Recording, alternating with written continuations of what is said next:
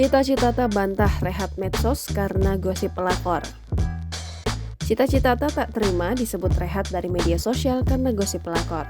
Selama kurang lebih 2 minggu, Cita Citata memutuskan untuk hiatus dari media sosial.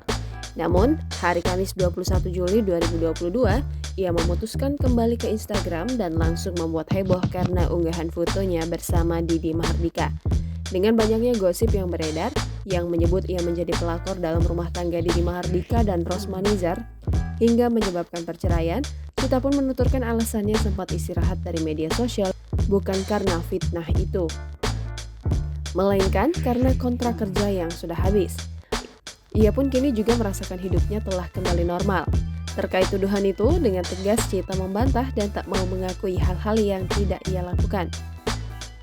Lebih lanjut, sosial media detox yang dijalaninya itu membuat ia lebih sadar dengan hakikat manusia yang hidup dengan lingkungan aslinya, bukan di dunia maya. Cita juga menyadari kalau apa-apa yang diunggah ke media sosial tak menjadikan hal itu sesuai dengan dirinya. Menyadari setelah 8 tahun hidup dengan dunia maya yang apa-apa harus terlihat sempurna.